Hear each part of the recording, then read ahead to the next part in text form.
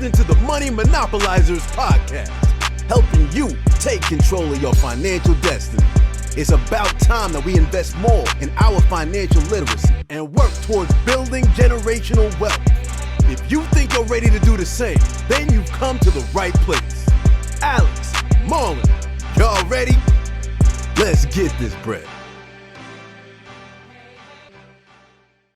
What's good, everybody? It's Alex coming here, and we're back with episode 75 of the Money Monopolizers podcast, and I'm here with my co-host, Marlon Walls. Marlon, how you doing today?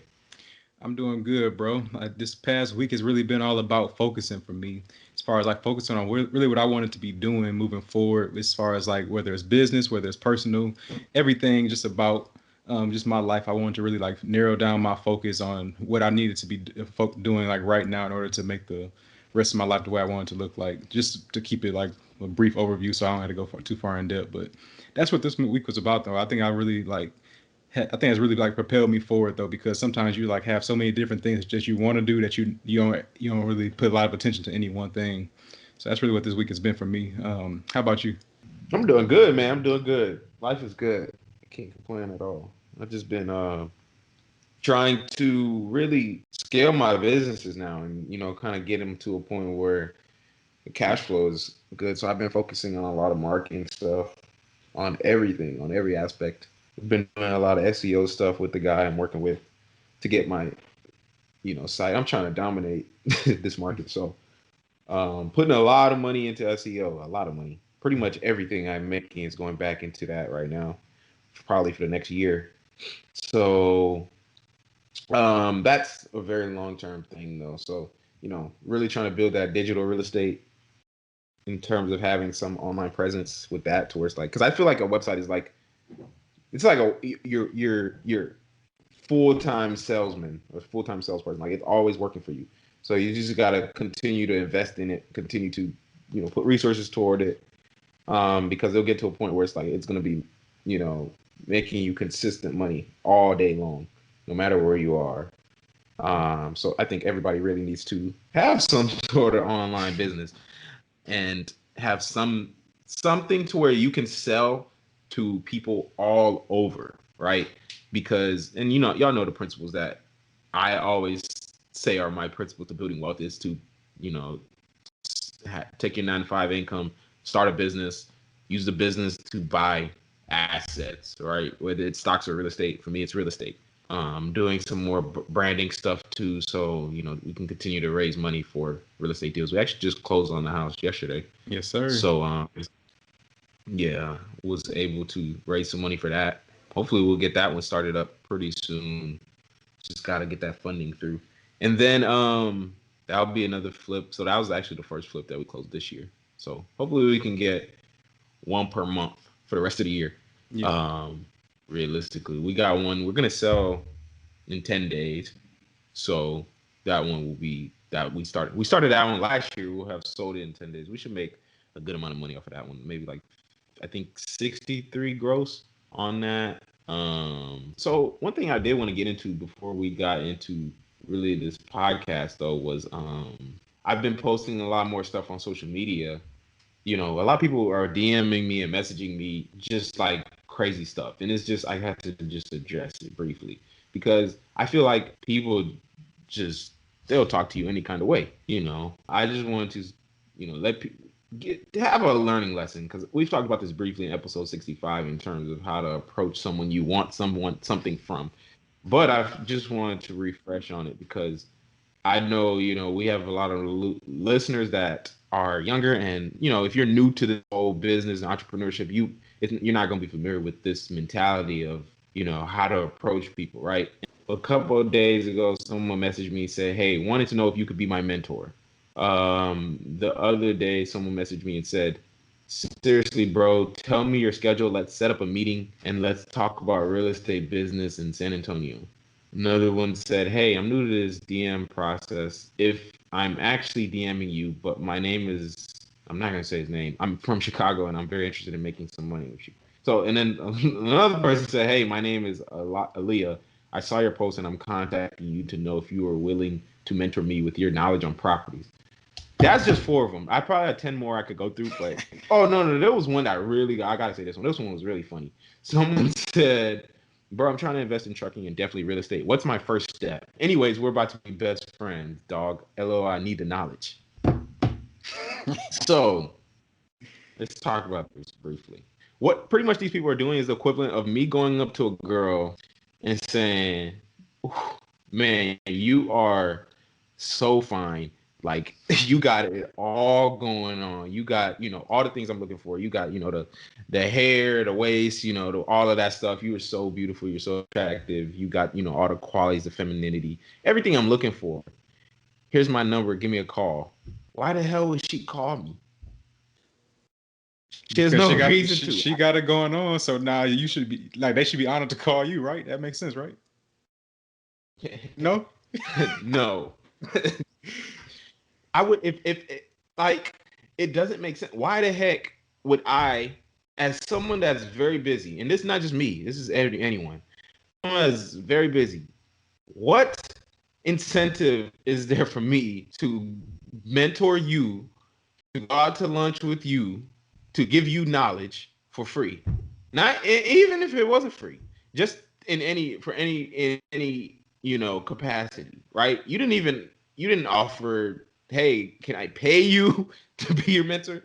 You didn't say anything. You just said, "Hey, what can you do for me?" The first thing you thought, "What can you do for me?" Right?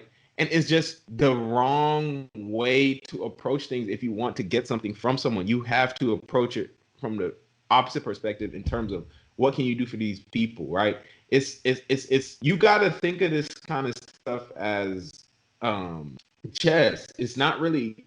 I mean, people think of it as checkers too much, and nobody ever really thinks in the long term, right? And so we got into this in the episode today at kind of toward the end, and we'll get into it here in a minute. You had to understand that a lot of successful people are really busy, and business people in general are really busy. So for them to stop what they're doing to help you, it's just very unlikely. It's like let me DM LeBron and ask him, how he shoots his fadeaway. It's like, bro, why the hell would he do that? So I just want people to stop doing that. It doesn't make any sense. Stop DMing people that you want stuff from if you're not going to add value to them first. Right? There's something you can do that person needs. And that doesn't mean you go ask, "Hey, what can I do for you?" Because then at that point, it still is not, beneficial for them to even answer that. Because now they have a job to figure out what they need to do to give to you. So you had to figure out what they need, and then you give it to them, right? If you know that they're a busy person and they have all this stuff going on, let's say you're DMing someone that is I don't know, there's some sort of content creator or something, and they have a podcast. What if you had already took a lot of their content and you had already chopped it up and you gave it to them in that format, and that's then you, instead of showing them, asking them, "Hey, can I do this for you?" It's like you just do it and you give it to them, and then you see how they respond to that, right? And then at that point, then you can ask for something out of that, right?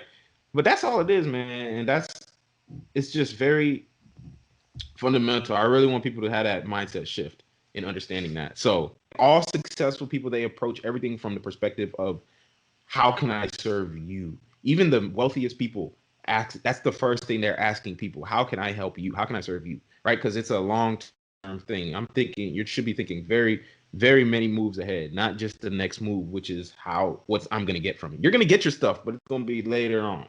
Now, so as far as the episode today, we had a good episode today. We had Curtis May on here, and he is a financial advisor in Philadelphia. And so if anyone knows anything about me, I am very adverse to financial advisors because I don't believe that financial advisors necessarily know what's best for me personally, right? Now, that's not the case for everyone, but for me personally, I just think that financial advisors, for the most part, they don't necessarily understand what my goals are in life. And in order for if I was going to have a financial advisor, they would have to have done what I'm trying to do.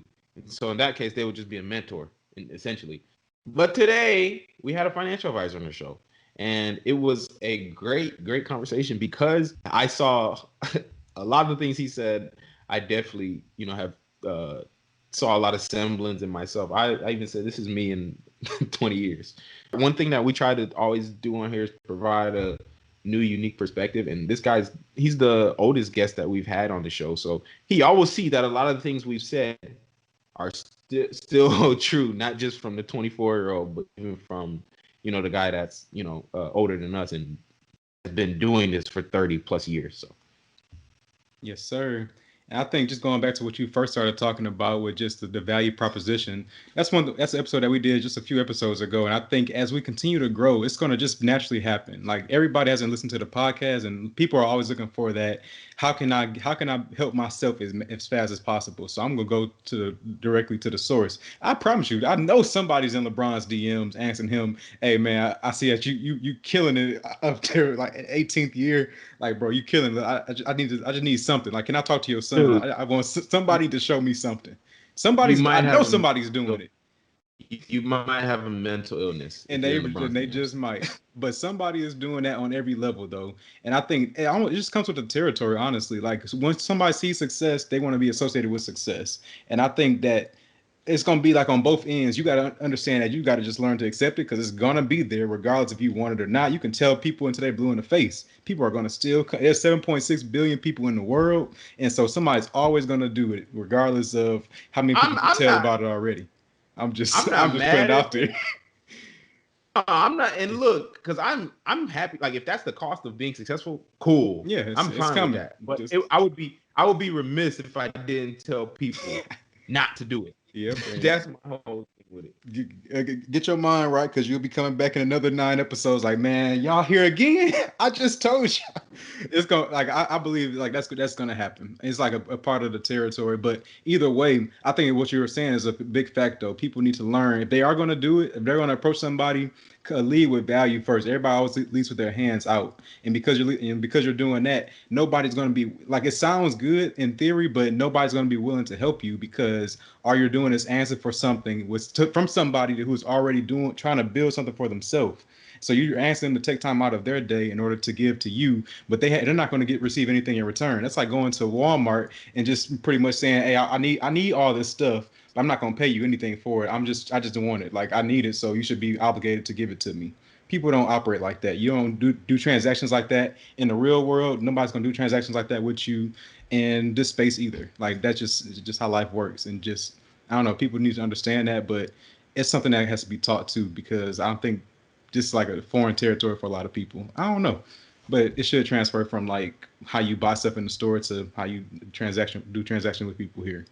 Either way though, but yeah, like you said, the episode was really good though, because of the fact that I think a lot of our core principles that we believe in is something that was embodied in him. So it just goes to show you that even over time, like the information is not what changes. It's just all that changes is your age. Like if the information is correct, you're going to embody that regardless of how old you are, because you know that these principles work. And what I really liked about him was that he knew what he knew. And he's going to be an expert in that field. And if he doesn't know something, he has a network of people who does know, and he firmly believes in them because he's vetted them. He knows how they think as well, and he firmly believes in them in order to help whoever his clients are. So he was a very different financial advisor versus the other ones that we've seen, that we've talked to especially. And I think that if the one guy, no, I'm talking not on the podcast. I'm talking about the guy that we had last year, or like 2 years ago, whatever that was. But I think that the guy that you talked to, yes, the guy. So I actually like his mindset enough to where I will, if somebody asks for a financial advisor, I'm gonna point it to him, because I think that he actually embodies the correct mentality that somebody should have if they're going to choose a financial advisor. But I think still the best thing to do is have the competence, which is like what he's talking about later on in the episode, which is gaining the knowledge of what you first of all what you want to do, and then figuring out how to get there by obtaining the knowledge to do so. So let's get into it then. Curtis, my man, how you doing today? I am doing great. How about yourself? Selves. Doing well. Doing well, good, man. man. We are excited to get into this episode. I know we were just talking a little bit beforehand, and I know this is going to be a dope episode. So super excited to get into this. But so usually how we get into these episodes, we always want to get into the background of our guests a little bit so that our audience can really resonate with them. Because typically, what happens is people will hear someone's story, especially when they're younger or, at a certain point in life when they were going through something, and they could really resonate with that point, with them in that point in time, because it might be something they're going through right now. So can you kind of get into that as far as your background, your upbringing with money specifically, kind of how you got to what you were doing, when you were 18 in your 20s, and then kind of how you got to where you are today now and what you're doing today. Right. I had a great childhood. My family owned a supermarket growing up. I'm from Philly, in North Philly, and my dad was in business. My grandfather was business, so I never really got that. I heard from the time I was 7, boy, you'll never make any money, work for somebody else. So I never got that go to school, get your education, get a good job talk, even though I went to school. I guess I got my education. But I was told I had a double major, basketball and girls. No, just kidding. So I played basketball in college, and but I was a business major. I thought you majored in business to go into business. So I talked to my classmates, and nobody was trying to be in business. They was all. I thought that was the strangest thing, and I realized around 21. As a junior, the NBA was not looking for 5'11" shooting guards with a mediocre handle. Man. So I said the same thing when I was growing up, man. Right. I was very sad to see that. Right. It's like, what's up? It was Michael Adams from BC, John Bagley, but no, I wasn't that good. You look taller than 5'11" though. For sure. I'm good, but I'm not. I can jump though, but I got into that, and I was always. It's funny because I'll give you all the power of personal development. So I was always ambitious. So money didn't scare me, but I'm by nature introverted, and I didn't relish in meeting new people. If I got into a conversation, I could hold it, but I wasn't really an outgoing, talkative guy. And which some people thought I was stuck up till they met me. It's we'd be out hanging out, and I go, you're all right, out of the blue, because and I would get that. But I guess I got into somebody showed me a check for $400. So this is what I made for hours worth of work. I said, doing what?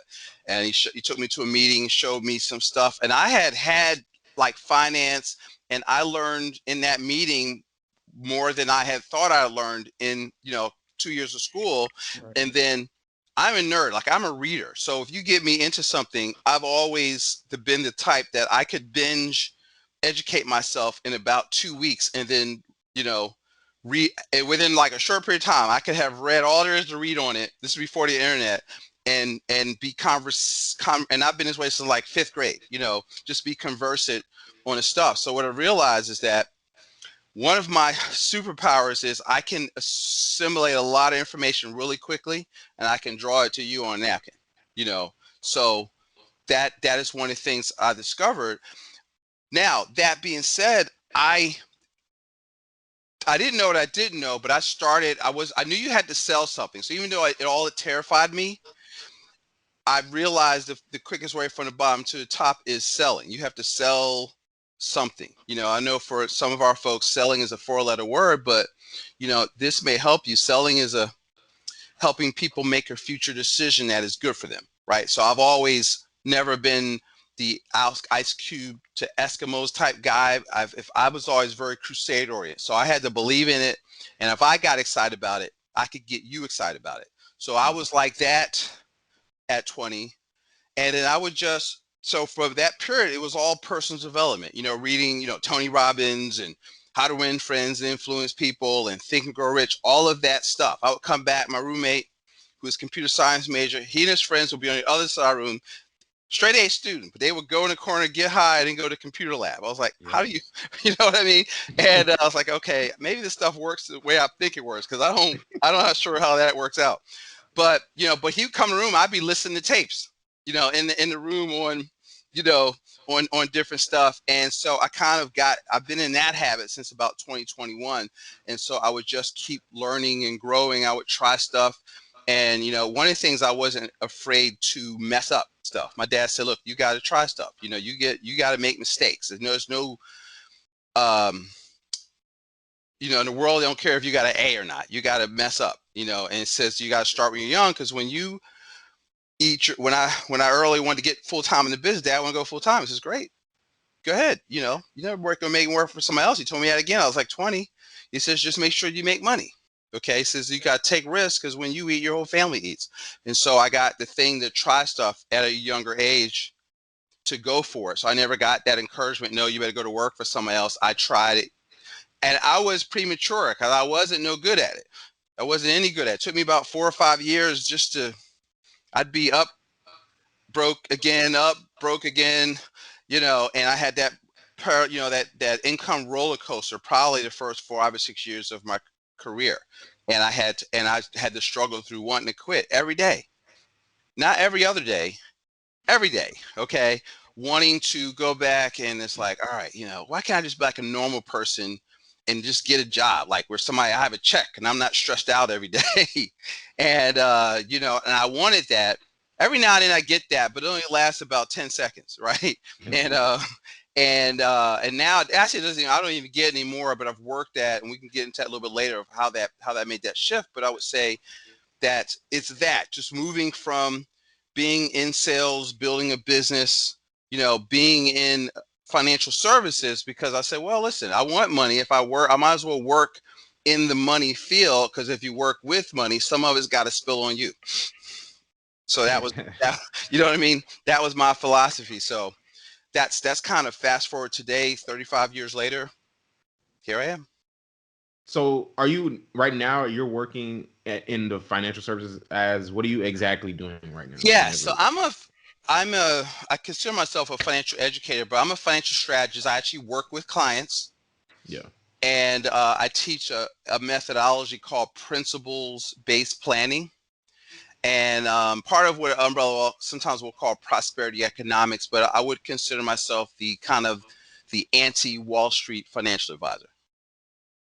And so most people think that investing is, so if I say investing, most people think of stocks, bonds, mutual funds, you know, annuities, you know, those type of things, ETFs, and they think Wall Street. But if you start, this is what I started to study. So I read Rich Dad Poor Dad, and then you start to, right, everybody I talked to on my show, that started the genesis of them looking at money differently, right? And that's what it did for me. And then I realized, okay, the things he's talking about and what I'm doing are different, right? I didn't know how to put all that stuff together, but I say I'm pretty much teaching that. So most people come out of reading that book, it's not very tactical, so they don't know what to do. So I kind of walk them through, here are the principles of personal finance. Here are the principles that if you will unpack successful people, if you'll read Dennis Kimbrough's book, Success Secrets of Black Millionaires, right? Yeah. He surveys them. It says, how did y'all become millionaires? And if you look at the book, the main things they say, 80% of them, business ownership. Yep.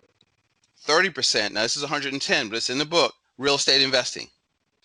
Now I talk about equities, some other stuff, but equities, I just did it. Actually, I was doing a talk. We talked before. I do a call on Saturday mornings for our clients, and I said, look, how do rich people get rich? You know, do they? And I said, look, let's look at the Forbes 400. So I pulled up the Forbes 400 and look at who's on that list, and you look at who they are, what they've done. They've built businesses, they got software as a service, they have real estate, but most of them are first generation. And even when you had the Waltons, there's 4 Waltons on that list, right? Yeah. But their father had a business. So you talk about building the stuff we want in our community, generational wealth. Well, success leaves clues. And I think we miss those clues because we're unwilling to learn. We want people to tell us what to do. So Curtis doesn't do that. I walk people through, here is how money works, right? Here are the principles. You know, I'm not going to go deep, but the principles are save 15% of your gross income. You got to protect yourself, you know, protections, insurances, but it's not just insurance. It's estate planning, it's asset protection. And most people skip that step, but you have to build it and you have to secure it. You know, you've got to replace your assets in the event either one of you dies. Too many people that we die for free. So we die broke, and whatever you built, dies in that generation because we don't understand estate planning. Prince died intestate, and his stuff is still 5 years later, all tied up in the probate courts with Paisley Park and all that stuff. What's his name? My boy Chakala, not Chakala. Chadwick Boseman. No will. Yeah. No will. After all that money he's made, and he knew he was sick. Yeah. Right.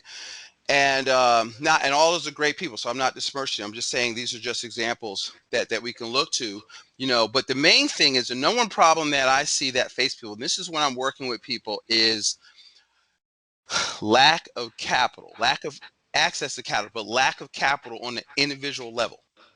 Right?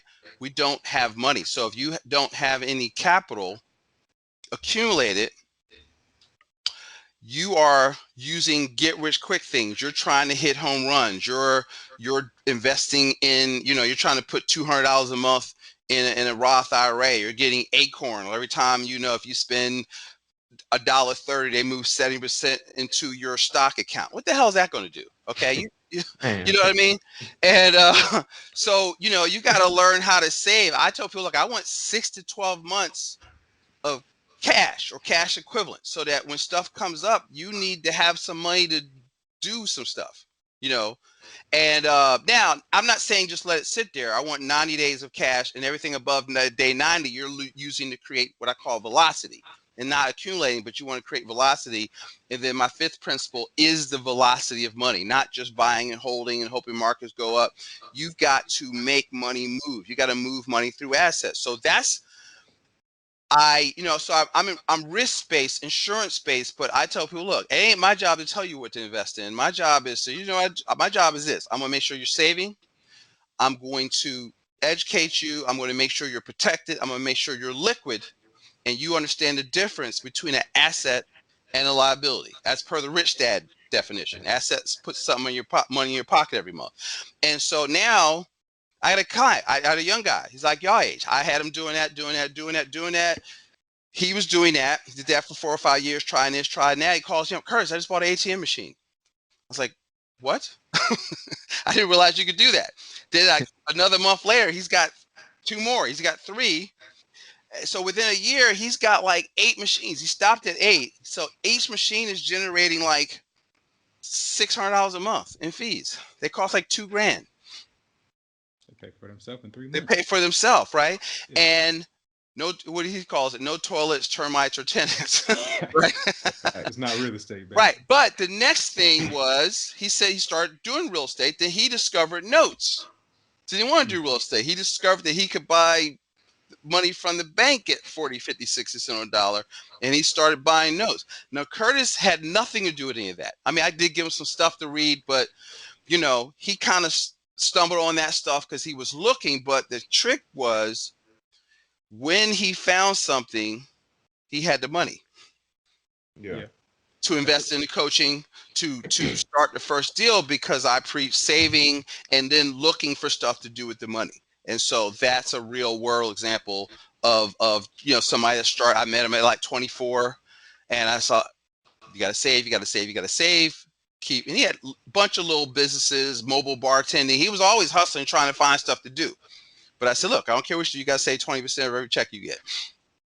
I wanted to start off by saying, like, I think a lot of this had to do with just your foundation. The foundation was starting early, like your dad, your granddad, so just the philosophy that they were putting in you from day one, talking about try stuff, make mistakes, never work for anybody else, or never work for you will never make money working for somebody else. And now I've had to stop there. I had a few jobs. The longest I ever worked for somebody was like 13 months, because I always would figure out why I hated it.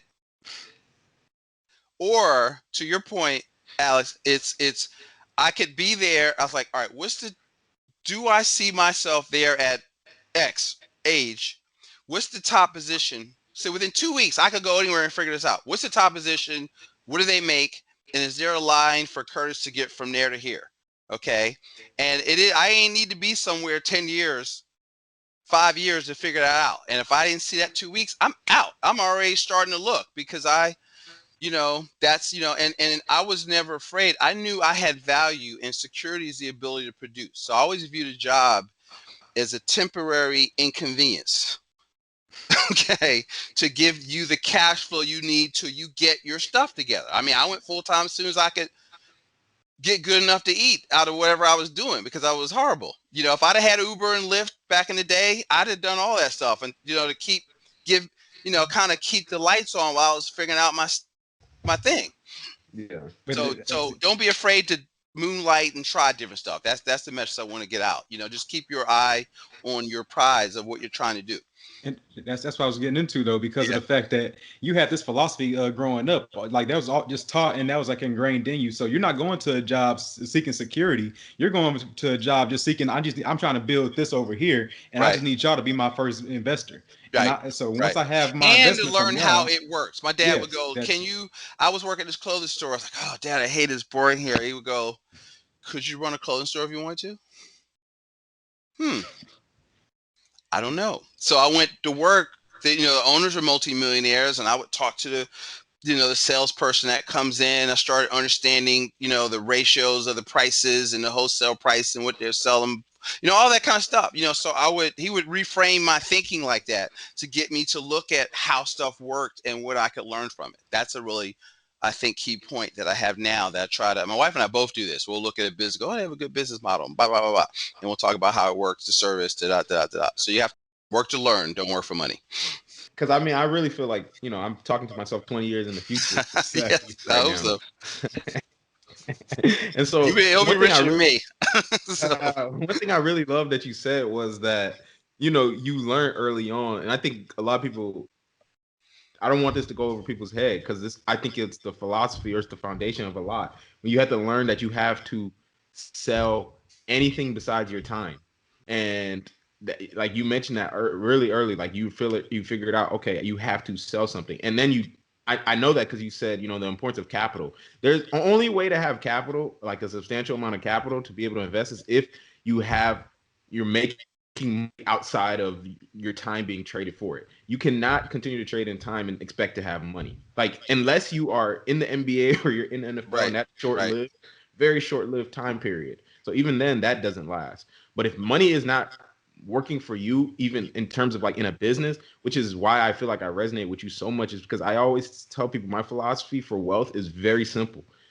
You take your 9 to 5, you fund a business, and you let that business out earn your 9 to 5 by 100x, and you take that money and you use it to buy long-term generational wealth assets like real estate and stocks. And so that's it. That's it. I am talking to myself. I told y'all, man. This Alex 1 right here. This is Alex 2. Y'all are both. Listen, that's so funny. I used to be called Alex.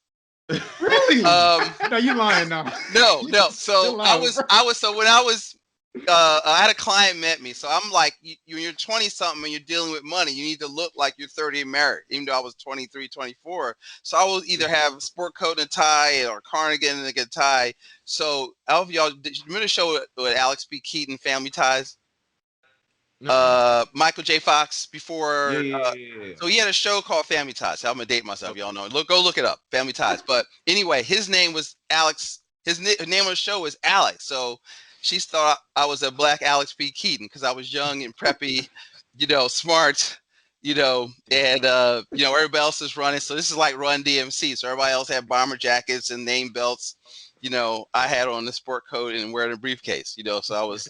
But at the end of it, that's the blueprint. That's the blueprint to wealth. Like at the end of it, and it's so funny because I learned that just over time. We learned that over time because, we started off this journey, financial freedom, 21 years old. We said, okay, cool. Just go buy real estate. That's it. Just buy real estate, retire. And then you get into it and you start realizing, okay, you can buy real estate creatively, but you can only buy so much real estate, with a job, right?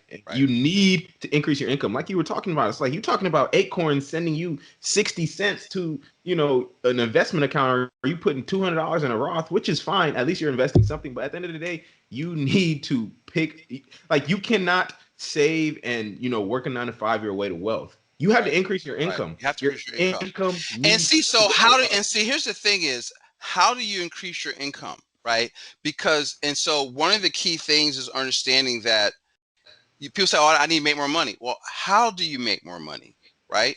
Money follows value. Yeah. right? Money's the result Mm-hmm. of creating value in the marketplace, you know. And Walter Williams, my favorite, he passed away in December, my favorite economist. Y'all should look him up. Y'all know who Walter Williams is, and Thomas Sowell.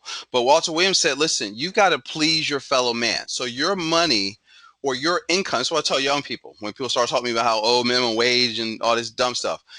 Your income is in direct proportion to the value that you bring to the marketplace. That's Jim Rohn, right? So, and I'll ask young people, listen, can you create more value and make yourself more valuable to the marketplace, right? Well, then that's what you got to work on. You got to solve problems, right? Bigger the problem, bigger the check, right? Yep. And so you can't run from problems. You got to figure out how to solve problems that the marketplace is willing to pay you for. Because people say, oh, just follow your passion and the money will follow. That is a bunch of crap, okay? She almost bring me curse. So and so because nobody cares what you want. What does the market want? The market wants, so you have to solve its problem. And if you solve big problems, you'll get big checks. Now you save those big checks and then you go buy assets that generate cash flow without your labor. Oh man, it's just such a straightforward, simple. It's not easy, but it's very simple. It's the not formula, easy, right? but see, most people want easy, and that's why they won't do it. Because I was just watching this commercial, I was watching this documentary before we called JP Morgan, and then it was funded by Acorn, and it's like, hey, you can save in mutual funds. We'll take 30 cents of every dollar. And I'm sure it's a great company, but you investing is about becoming something. It's not about buying something, right? You have to become an expert, right? And so what we talk about is the 3 rules of investing. Invest in what you know. So when Kiyosaki calls it mind your own business. So y'all have made yourself experts, or through this show. If you're like me, when I do a show, I got like 2 pages of notes off to everybody I interview, right? So it's like free consulting for Curtis, like when I'm interviewing somebody. And so you invest in what you know, or get around great people, invest in what you can control. So if you can't control it, you're not investing. Okay. And don't chase returns. See, most people are chasing returns. See, so invest means to cover completely, right? And gamble is to put money at risk for a possible gain. So most people are gambling because it's easy to gamble, and Wall Street's got, look, just give your money to us, and we've got these great fund managers because you're here. And I used to do this. I was a registered rep. So I should tell them, I'm thinking about this presentation I has to give.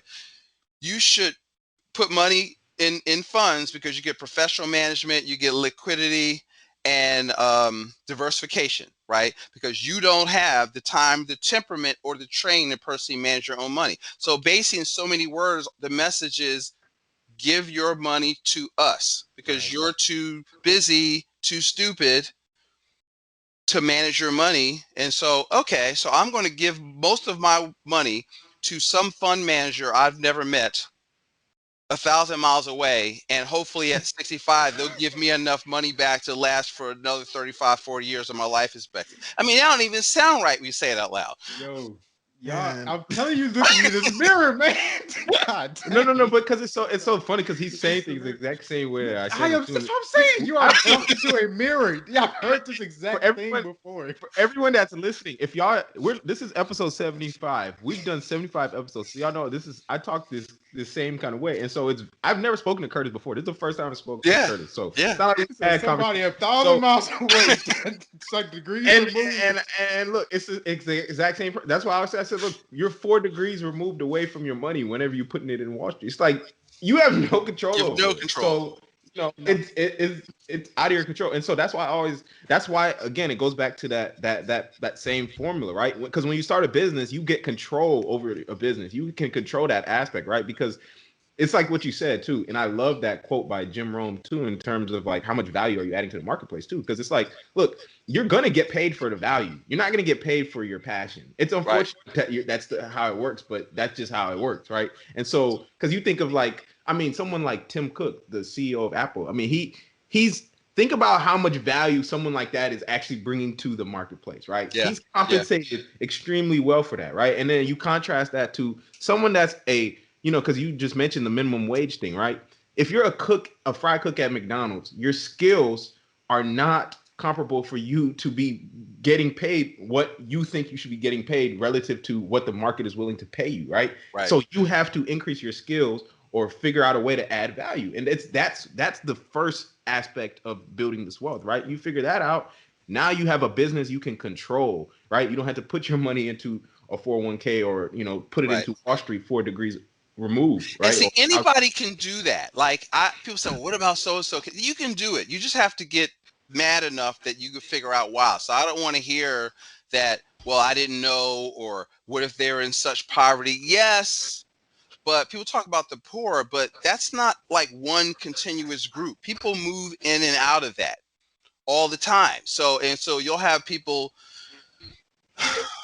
are leaders, quote unquote, trying to who basically have a business around you seeing yourself as a victim. So, but you can't let yourself fall into that, and that you can work your way out of it. If you read like Kimbrough's book, everybody on there started out poor.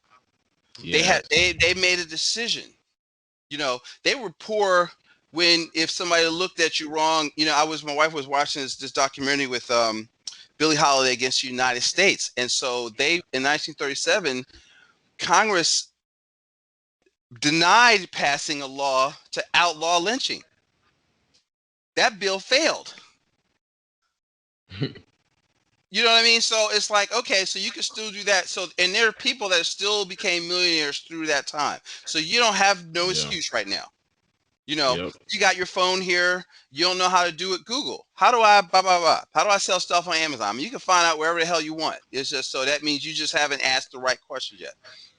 Yeah. Now, one thing with all that, because one thing you mentioned earlier was prosperity economics. I know there's a few key terms that you talk about when just like with your philosophy. And so one thing when I was reading into it a little bit myself earlier, and I saw that you talked about one of the biggest difference between like financial planning and prosperity economics is the fact of like that control factor. It's like people need to understand that they need to control their money rather than wanting to delegate their money to like a fund or like a 401k, a financial advisor who makes them not even worry about having control over what their money is doing or how it's growing and stuff like that. I think the main problem is that people come from a perspective of either poor or uneducated. And I think that it's so important for people to be educated, but at the same time, there's a lot of bad financial advice out there. So it's like I may Google something and I may pull up Dave Ramsey rather than Robert Kiyosaki. Right. And now I'm hearing a certain piece of information that that may not be beneficial to me. Yo, he fell in love with you now. Right. So I tell you, for that, because I get that a lot, right? I mean, here's the thing. It's a market, right? So he's a brilliant marketer. So I ain't hating on him, because you know what I mean? And because it's from a marketing perspective, because I was telling people this morning, I said, listen, so if you look at the cash flow quadrant, right? ESBI, right? So Susie, Dave Ramsey, Chris Hogan, which is his protege, his brother, and all those guys. So if you're selling stuff, you want to sell to the masses, and so the masses are employees. Yep. Right. So you got to understand. So you got to ask yourself, well, what am I trying to do? Right. I want to be on the BI side of the triangle. If you read cash flow quadrants, and then which is business owner, investor. So it's not even that the investments are different, the mindset is different. So prosperity economics start with, there's like 15 principles of prosperity. So I'm not going to go through them, but the first one is think, right? Think from a prosperous mindset. See, most people are stuck in scarcity. See, if you're like these Marxist congressmen or the 10%ers, they're in scarcity because you believe that if they're winning, you can't, right? But if you think from a prosperous mindset, you understand that there's more than enough for everybody to have more than enough.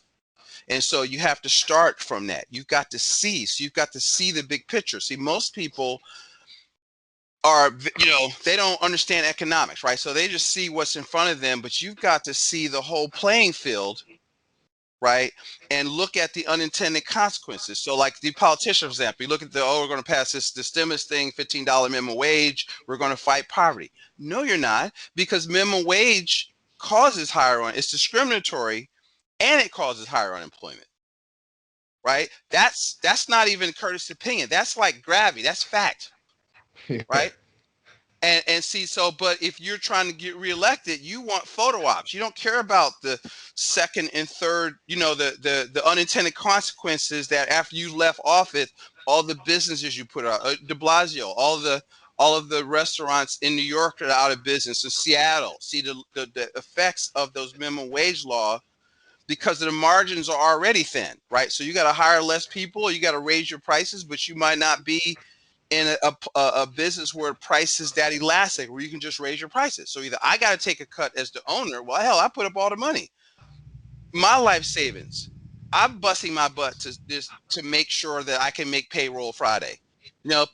People don't understand all that of the risk that you have on the table that you go through to be. So if y'all aspire to business, understand it's lonely. Okay. And you know what I mean? Because even your friends and family, once you decide to go on that road, or like, Marlon and Alex, there is lonely at the top, because you have to narrow. Most people don't even, when you all talk to them, I'm sure they don't even know what the hell you're talking about. Like it might be talking to, when you talk about, well, we want to do this, we want to make 50 grand a month, they're looking at you like, boy, you better get you a job. That stuff ain't gonna last. So I had Rich Dad and Poor Dad in the same house. My father was like, you never making money work for somebody else. My mother was like, boy, you better get you a job. I don't know what your dad's talking about. Mind you, she ain't working. She's not worked, and so my mother didn't have to work. She started working later, because she wanted to, but she never had to work. My father supported everything. So, I mean, I'm like trying to figure out where this is coming from, right? I said, no, I'm going to listen to Dad. Okay. No offense. I love you.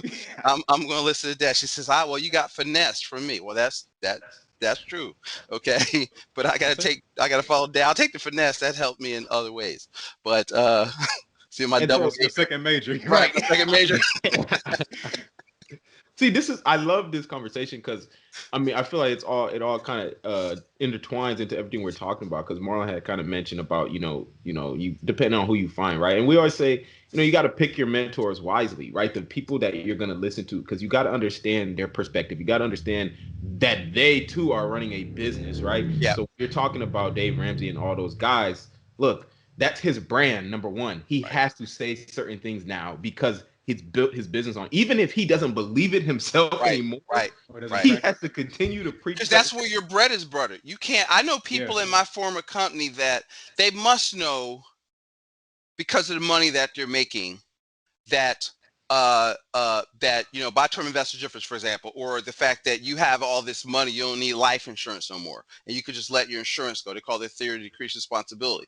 Well, once you understand estate planning, you cannot not believe that. To have all your money in qualified plans where, okay, it may transfer to your spouse, but then you could lose half of it, probably a little more than that, in inheritance to your kids. And if you're trying to build multi-generational wealth, if you locked your money up in those things. So, and I say this, so we haven't really gotten very tactical in terms of, what to do with your money on this call, because but I'm tactical. I mean, I know all that stuff. Okay. Just for the record, but it's really, what are your principles? Yeah. Right. Yeah. Then there's strategy. Then there's tactics. See, most people are going right into tactics. What should I buy? What should I, I call it an analogy. When we talk to our clients, I said, let's say you could, and I haven't found a good basketball analogy yet, so I have to go with the golf one, right? I said, let's say you got to go to play in the Masters, golf's most prestigious event, and I got two things to give you. I could give you, let's say Tiger. I know he's hurt right now, but still my man. And I got two things to give you. I could give you Tiger's clubs, or I could touch you on the shoulder and give you his swing. Which one would you rather have? I'm taking the swing. The swing, sure. right? And and so what happens? He could still, when he's healthy, take a set of clubs out the thrift store and beat like 98% of the people on the planet. So it's not the clubs, right? Yeah. But when you go back to the world of money or financial services, most people ask me club questions. Man, asking the wrong questions. Yeah, that's the wrong question. Should I get a 15-year mortgage or a 30? What do you think about Bitcoin? Should I get term insurance or permanent? Should I get a growth fund or a stock fund? Should I get a Roth IRA or traditional? Those are club questions. Okay. Now, I sell clubs. I'm property licensed, do all that stuff. I don't do equities anymore, but I sell clubs. But it's not. And so the manufacturers are the Wall Street, all the banks, all the insurance companies. They manufacture financial products, right? Most people are club salespeople that are in the industry. Curtis, I tell people, I'm the swing coach. Okay. So it doesn't matter which club you need. We need to figure out where you are on the course, and we pick the club to hit the shot you need to hit to get where you want to go. So I sell clubs, and when we're ready for that, I will take you over to the club rack, and we'll fit you up for the sticks. But first, I work on the swing. So the swing is the 5 principles of personal finance. Right? That's the principles. Then a strategy might be learning how to become your own banker and run your personal economy like the financial institute do stuff, because you finance everything you buy. So if you're an investor, if you're the bank, I can show investors how to make every deal they do more profitable if you control the banking function also, in addition to your investment. Yeah. Okay, that's who I work with. And then the club is, for example, properly structured dividend paying whole life insurance with a mutual company. So, there are different clubs for what you want to do. So I just wanted to give a thing, because I do infinite banking, but what happens is I take it a step beyond that, like backwards. I want to go back to the principle, which is save 15 to 20% or more of your gross income, because that's where the money to fund your banking system comes from. Yeah. You see what I mean? And with the goal of principle 4 is having the liquidity, because see, when you have money, you don't have to look for investments. They find you. So I have a question then. Just based off of this whole conversation, right? Because Curtis is a swing coach, right? So one thing, okay, a couple years ago, this was back when you were in school, Marlon. You remember that financial advisor that Yep. you put my name in with, and he requests that like he pretty much forces you to, like, I need some Right. references. These are referrals, right? Yeah. Right. So I personally could never have a financial advisor, right? And this is I want to ask you a question with this. So I always said that. Till now. I always said that. I Look, want to see what he's saying. I'm a believer that, if I'm talking to someone and they haven't necessarily done what I'm trying to do, I can't be necessarily listening to them in that way, right? So the guy that Marlon had recommended to me, we had a conversation, whatever, and he was telling me about all this kind of stuff about like how much money I should be putting away into investments, how much money I should be putting into, the stock market and into, life insurance and all these other things. And I'm like, in my head, I'm like, dude, I'm telling you, I'm trying to be retired by age 28. How the hell is this going to help me get there? And so that, it just wasn't clicking for me. And so I say that to say, it's because like, it can't. Exactly. Right. Right. There's no possible way that There's that no form of financial product, none, that will take you there. There's nothing somebody can sell you that will take you there. So sorry to cut you off. So you get me hyped, because that's what I tell people. Listen, your job is to make yourself rich. Yeah. To invest in real estate. I'm just going to put you in position to do more of what you want to do.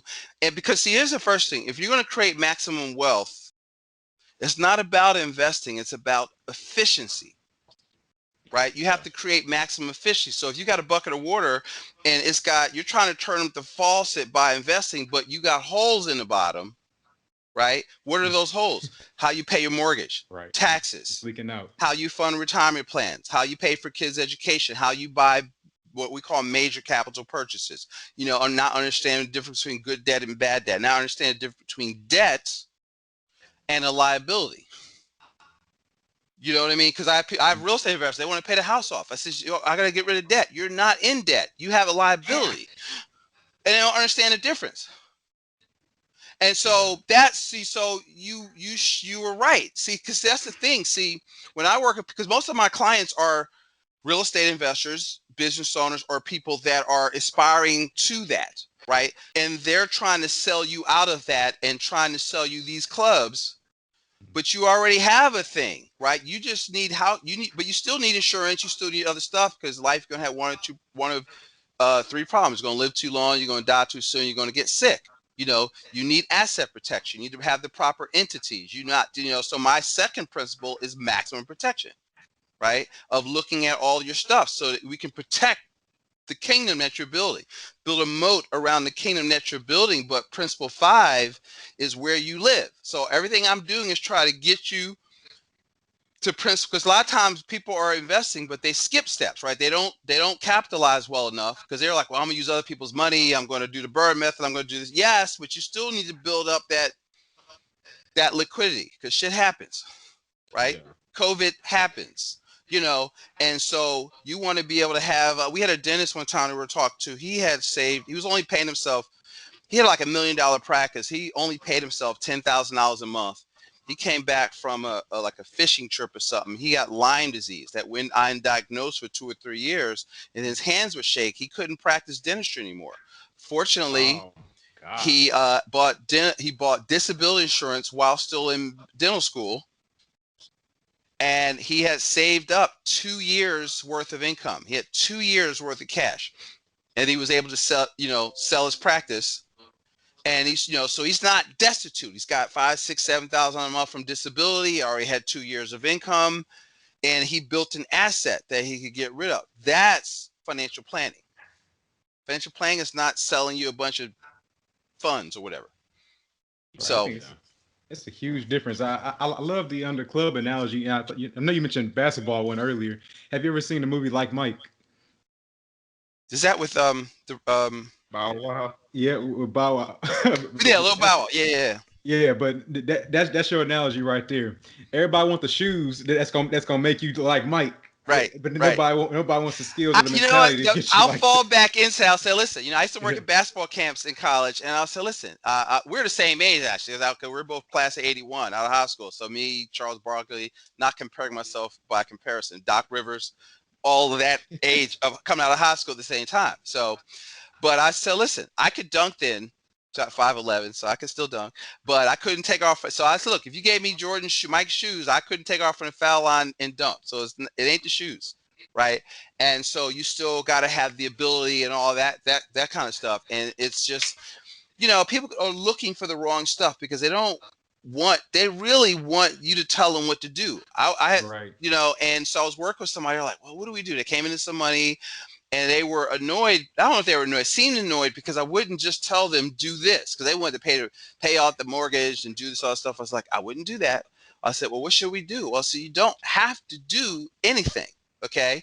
Because just because you have it, don't mean you need to go put it into something. You need to just sit for a second and figure out. There's nothing wrong with being in cash until you figure out what are we trying to do. What do I want to be? What are the asset class I like? What do I have to? I'd rather have you invest $5,000 on a course on how to build apartment buildings. Invest in between your 2 ears first. Yep. You know what I mean? And so don't be in a hurry just to give your money to somebody. I think the main thing is like when you're telling them that, you're telling them something that they, for one, don't even know how to do very well. School is one thing that I feel like unprograms you from knowing how to think for yourself. Yes. It's always people that's telling you what to do, when to do it, how to do it. And so now you just innately lose that skill of thinking. So critical thinking, for sure. Yeah. Yep. Instead of jumping into whatever somebody tells you, you need to really just sit down and create your own target, your own goal. Once you have your goal in mind, now you can be more proactive with the money that you have saved up. Because I think that's really the foundation that most people are missing is that they have no target, and that's why they want you to tell them what to do. Because I don't know what I want to do, so you just tell me. Because it's hard to reach a target you don't have. Exactly. Right. And see, so I said, look, I'll ask people. So listen, if I were to say financial freedom or financial independence, is that something that you like? And then I'd have them, tell me what that means to you. And they'll go, well, I want to be debt free. Oh, I want my own business. Oh, I just want to be able to be comfortable. That doesn't mean anything. What does that mean?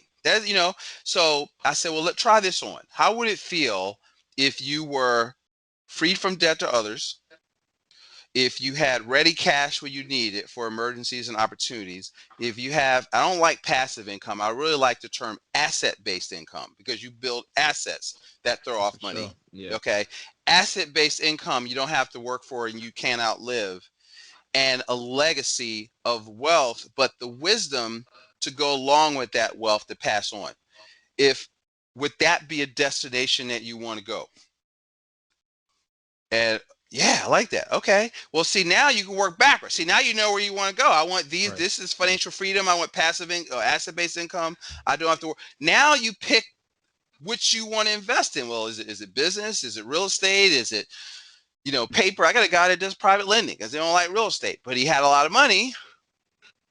I showed him how to be the bank to even make his very profitable private lending being better by stopping it in the insurance and then loaning it back out and have his money earning places in two places. But the guy was already a successful private lender. And, so it's just learning. So what happens, I've got investors that make more money than me, not for long. Okay. But, I do all right, but they're, they make more money. But about this, I'm the man. You know what I mean? About, about this area of I'm an expert at this. I don't care.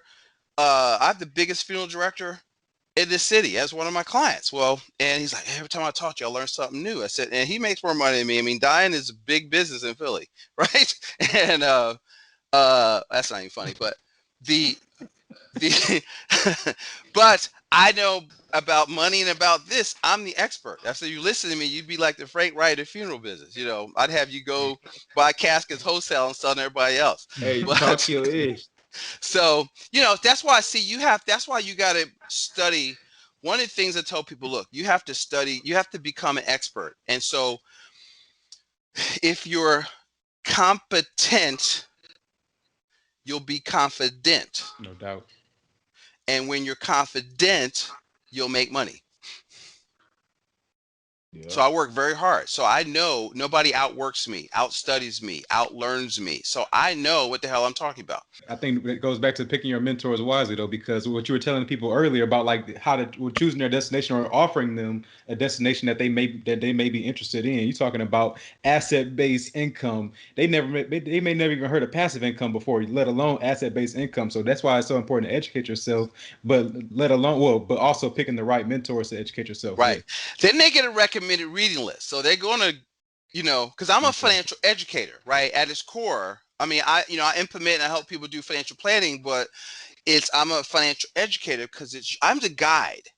It's your money, right? And it can't be more important to me than it is to you. So I want to guide you, because if you read a book, if I can get you to read 10, 12 pages a day, and we sit down next March, our conversations are better, aren't they? Oh yeah. Because you have better questions. You're more knowledgeable. I tell people, look, I want y'all to read a book a month on money. Really, if you're serious, 2 books. One on money, one on like leadership, on marketing, on negotiation, on the skills. Because your number one investment is you. You got to invest in your mindset, your skill set, and your network. Who knows you? Who do you know? But also who knows you? Right. And so you got to work on that on. If you do that, your income will grow. That's what I've realized of just doing. If y'all do what y'all doing, and so y'all have the ability to, through this show, expand your network. Yep. Right. Oh, You're that's building a fact network. right. You know what I mean? And so so I mean, if you can't make money in 2021, it's just you're not trying, because the world is full of people, ideas, and money. Let's say then, there's somebody listening right now, 29 years old, looking like they really just, haven't found kind of what they're looking for in life. They don't know how, they know that there's something else out there because they're seeing other people doing it on social media. They're seeing, other people making money in businesses. They're seeing other people buying real estate. They're seeing all these other things, and they know that there's a way out there, but they just can't figure it out themselves in terms of like, how do I actually do this? What do you say to that person, to that young person, in terms of their next steps and what they need to be doing? Well, I tell you, it's a great book I just finished last week called Start from Zero by Dane Maxwell. And this book is phenomenal. So let's say you like business, or you're looking, because a business, people think I need money, I got to get lending, I got to do this and that, I got to follow my passion. No, a business is 3 things: a customer, a mechanism, and a result. Okay. And in the book, he breaks down, you start looking at stuff. Like, so for example, I was going to one of my clients. I said, well, look, if you look at Weight Watchers, right? I got this from Dane. And who's their customer? And she said women. I said, well, it's more narrow than that. It's women probably 30 to 40 just had a baby that want to lose weight. Okay, what's the mechanism? Which is, calorie diet and, I forget, caloric intake, measuring that, right? And then what's the result? Then they show the result of you being skinnier. So you're selling the result. They don't care about the mechanism. They want the result. So now you got the mechanism. And if they're willing to pay you for that, there's a business right there. Right. And so if you start looking at stuff and and what he does in the book, he teaches you to, it's like 5 questions he gives you start to ask yourself so you can train your brain to see opportunity. And then you start modeling and practice. It is a phenomenal book just for the exercise it takes you through, because it was a 15-year-old kid that was teaching on golf swings, but he says older people wouldn't listen to him. So he figured out the results. He found a golf pro, recorded the guy, did a split with them where he gave the pro, I think, like 30%. He kept 70 and was making like $20,000-$30,000 a month as a 15-year-old, because he built he didn't even build the mechanism. He found an expert and he controlled the mechanism, knew who the customer was, and gave them the result they want. So everybody thinks they've got to invent something, build something. That is like one of the best books. That and getting into what I call the Russell Brunson stuff, the .com secrets, expert secrets, traffic secret stuff, to figure out, once you figure out that, then you got to learn marketing. How do I get people traffic to my thing? And I was just doing something like this because people think, oh, I'm on Instagram, I've got X amount of followers on Instagram. You don't own Instagram. You don't own Facebook. You don't own. So that's traffic you control. So when I do that stuff, I need to get them on my list, my email list, my text list. That is my asset. That's my number one asset, is my list and my relationship with my list. So people don't know the assets of the business. And so, but if you can figure that out, I believe your fastest path to cash is business. Laura Langmeyer calls it a cash machine, something you can start for $400 or $500 to get new money. You got to sell something. It's this guy is a book. It's a great show. You should try to get him on. I'm trying to get him on also. Black Entrepreneur Blueprint by his name is Jay Jones. He's from Philly also, and he teaches how to do like Amazon, e-commerce, like e-commerce businesses. Yeah. And he says, so you got to, so I go back to, you sell, what do you sell? Well, it's only 6 things you can sell. You can sell your physical product, your digital product, your services. I think I said this before. There's been I don't remember now. And you can sell somebody else's physical products, somebody else's digital products, or somebody else's services. See, so that's how I would get myself started. And then I would learn how to, again, it's save, and then it's protect, and then it's create liquidity, and then it's like wash, rinse, and repeat. So now if you've made money, maybe, all right, now it's time for me to buy some real estate. Like, I don't like doing real estate. So I probably this year, by the end of the year, I'll own like 1 or 2 turnkeys. I have a client that we turn her on to doing turnkeys. So I have a client from here in Philly. She bought 3 turnkey properties in Birmingham the year before last. Average rate return 17%. She's got over $1,000 a month of cash flow, blah, blah, blah, blah. So I teach them to do that kind of stuff, but I don't do it. I introduce you, here's the people, let's vet the numbers. I'm just managing the money once it hits. I'm not even managing the money. I'm giving you a framework. So when that money hits your personal economy, you have a philosophy of how to keep money. You got to make money, keep money, grow money. That's the framework. So that's what I would say to the 29-year-old. You got to find a problem you can solve. Okay. And then listen to you all. Maybe it is real estate investing, but what do you want? What do you like to do?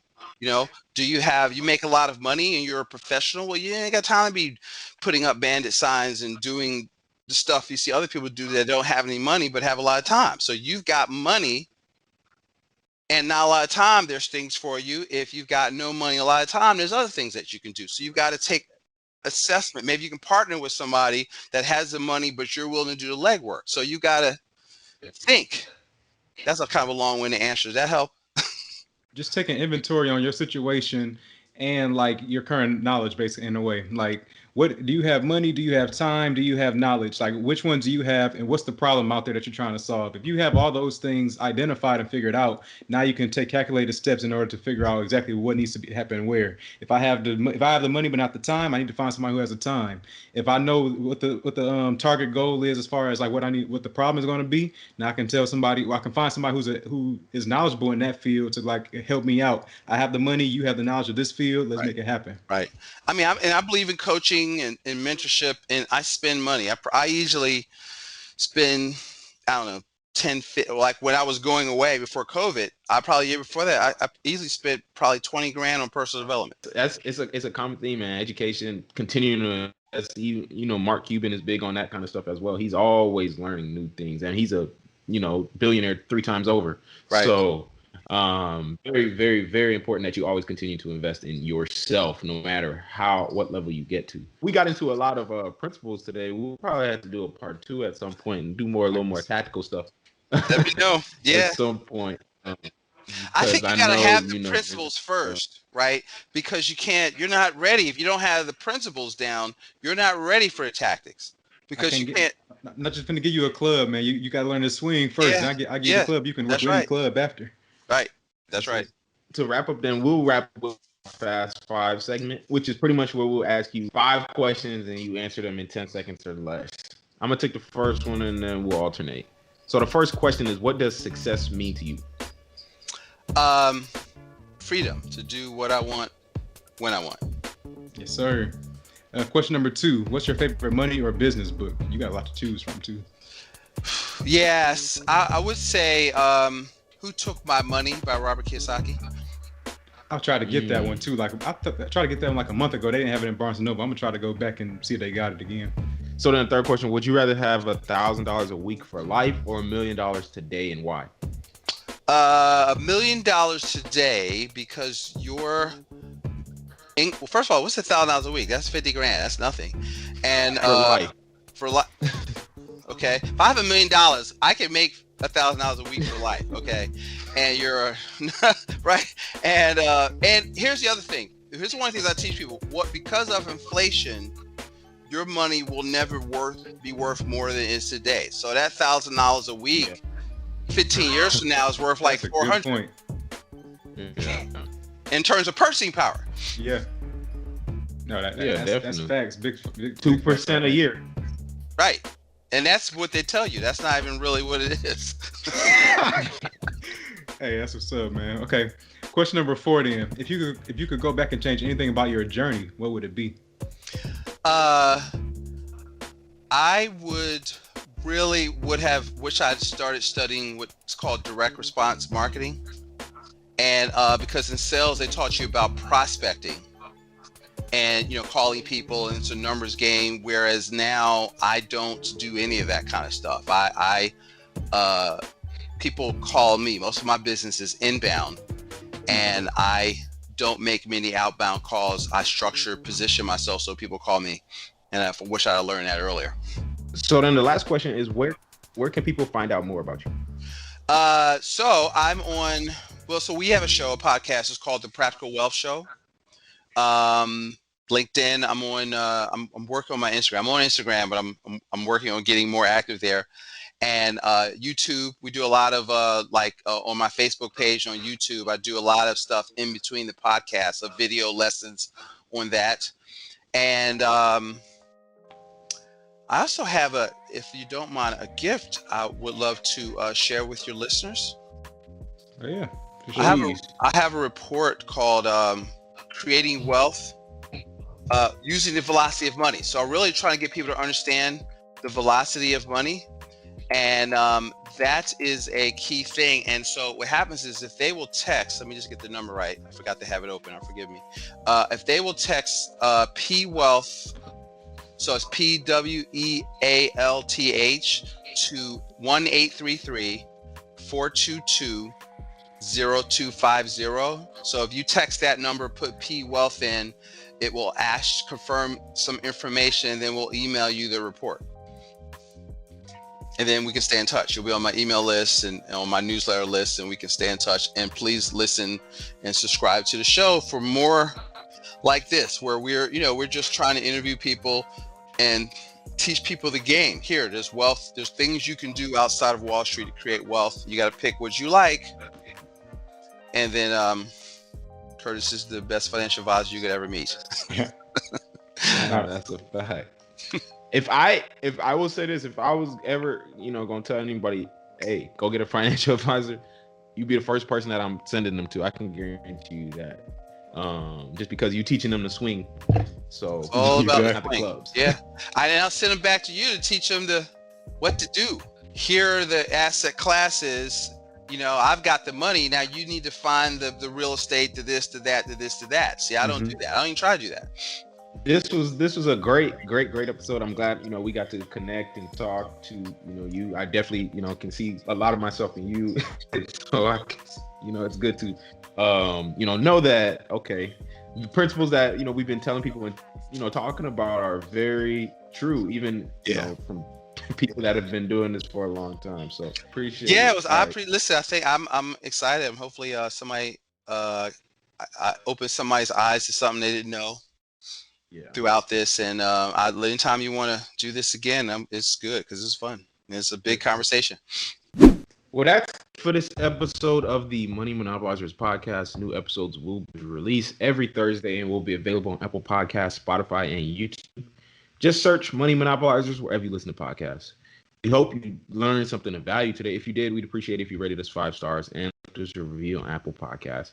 You can find out more info about us on Twitter at The Monopolizers or on IG at Money Monopolizers. We post informative content on there that'll keep you engaged, so be sure to check that out and share those posts. But until then, we are out here. You've been listening to the Money Monopolizers podcast, helping you take control of your financial destiny. To learn more about how you can be in control of your money, visit moneymonopolizers.com. We'll catch you next time when Alex and Marlon share more personal finance and wealth creation tips with people. Now it's time to take action.